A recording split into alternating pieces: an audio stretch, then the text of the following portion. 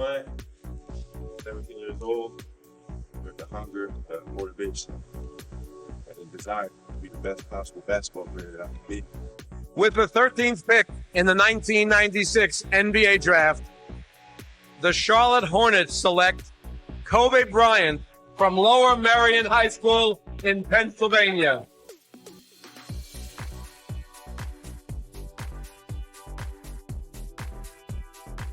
I had a purpose. I wanted to be one of the best basketball players to ever play. And anything else that was outside of that lane, I didn't have time for. I made that deal with myself at 13 years old. So everything I saw, whether it was TV shows, whether it was books I read, people I talked to, everything was done to try to learn how to become a better basketball player. Everything. And so when you have that point of view, then literally the world becomes your library to help you to become better at your craft. So at 13 years old, I had a kill list. And so, they used to do these rankings. It was Street and Smith basketball rankings. And I was nowhere to be found because I was like 6'4", scrawny, like 160 pounds soaking wet. So I was like 57 on the list. And so I will look at 56, 55, all the way up to number 1, who these players are, what club teams they played for. So when we go on an AAU travel circuit, I got to hunt them down, right? And so that became my mission in high school, is to check off every other person, all those 56 other names, hunt them down and knock them down.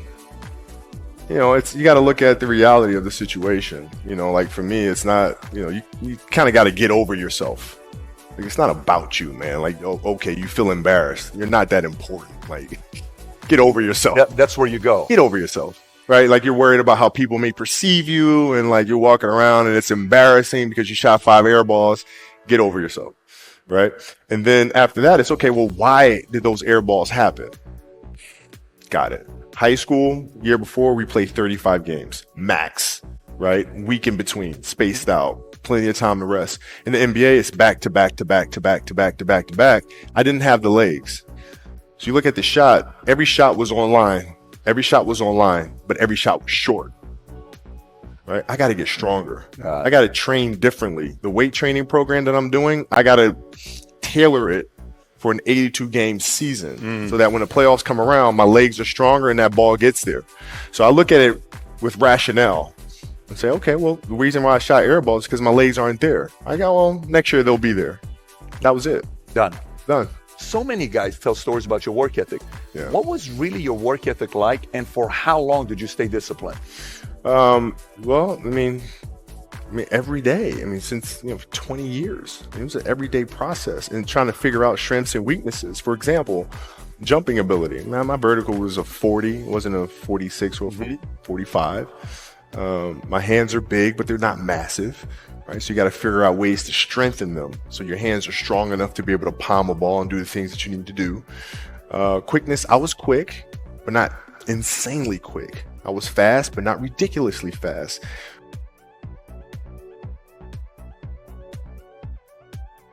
Right, so I had to rely on skill a lot more.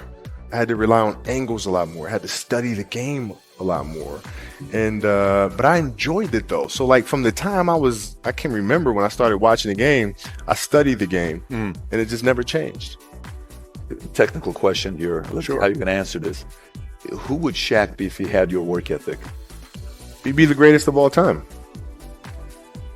If Shaq had your work ethic, he'd be the greatest of all time. By more. He'd be the first to tell you that, for sure. This guy was a force like I have never seen.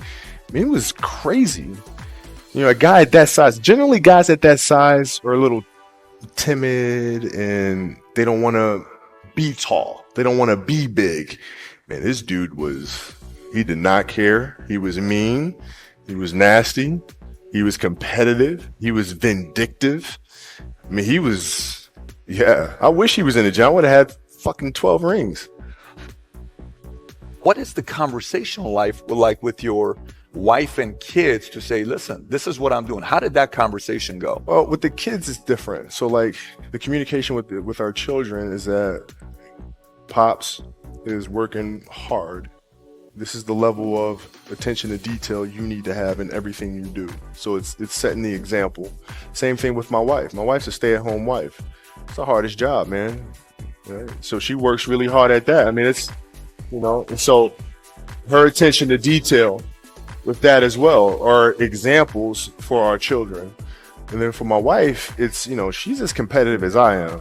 So she's like, listen, man, if you're going to be out here training 8 hours a day, if you're going to spend 9 months out of the year away from your family, you better fucking win the championship.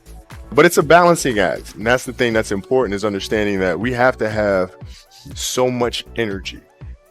Because for like Natalia and Gianna, when they were babies, especially Natalia, because they're doing prime years, and I go to practice and I'd train and, I'd play the game and, I'd come home and I'd be sore and I'd be tired. And she wants to go swimming. She wants me to take her to the park. She wants to just jump on my back or whatever the case may be. You can't say, I'm too tired, I'm going to lay down. That's not fair. She don't know what the hell's going on, right? And if this was a game, you'd suck it up and play. I play games with the flu. I play games with 102-degree fever, man. Powerful. You can't do that. That is so powerful. Right. You got to be on, man. Is there a story where it's like, no one knows about, where you went and played a game and it was so insane for whatever reasons? No sleep. You played a game with no sleep. Zero sleep. Zero sleep. It's like, kids, Natalia had a certain, health situation or what have you, and you're staying up all night, and then you got to go out and perform because fans don't know, teammates don't know, nor do they care, nor should they, that you've been up all night. You got to perform, right? And so you just got to go to work, man. You got a lot of people paying their hard-earned money to come watch you perform. It's your job to be in shape. It's your job to be strong enough to perform at that level every single night. And as a competitor, I'm not ducking shit. Like, it's not, oh my God, my back hurts, I'm sore, we got to play Vince Carter and Toronto Raptors tonight. We actually had this happen. We had a game against Toronto in 2000, and Vince was tearing the league up. My back was jacked. But like the perception of that, like, what? Kobe's missing the game against Toronto and Vince Carter because my back was really spasming. But people will be like, what? Oh, he's ducking Vince. Excuse me? No, I don't think so. So I would be in the layup line like, okay, there's a lot of days where, you can rest and recover. Today ain't one of them. Your back can bother you any other day. That shit ain't bothering me today. He gonna have to see me today. Yeah. Oh, man. Yeah. You're playing against the Golden State Warriors. Score is 107-109. You guys are close to getting into the playoffs. You know exactly what happens in the game. You go up, you're about to take your shot, and then all of a sudden, boom, Achilles happens, right? He went and hit the free throws, and then you walked off the stage. Yeah. And then you got the surgery done. How the hell do you tolerate that kind of pain? I use this. I tell this example, and I think this is the best way to explain it. You have a hamstring injury, you pull your hamstring really, really badly. You can barely walk, right? Let alone play anything. Soccer, basketball, volleyball, whatever it is. Can't do anything. Doctor tells you go home, sit up on the couch, rest your hammy, right? Stay off of it. Don't get up. No sudden movements. You're at home, all of a sudden a fire breaks out in the home, right?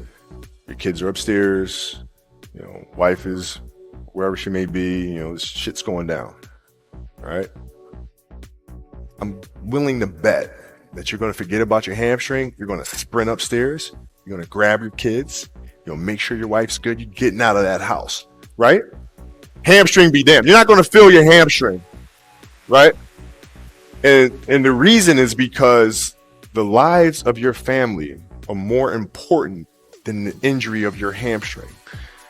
And so when the game is more important than the injury itself, you don't feel that damn injury. Not at that time. If I went in the trainer's room, my kids are in there, and they're looking at you and stuff, and I'm looking at them, and I'm like, it's all right. Dad's gonna be all right. It'll be fine. It'll be all right. It'll be all right. It'll be all right.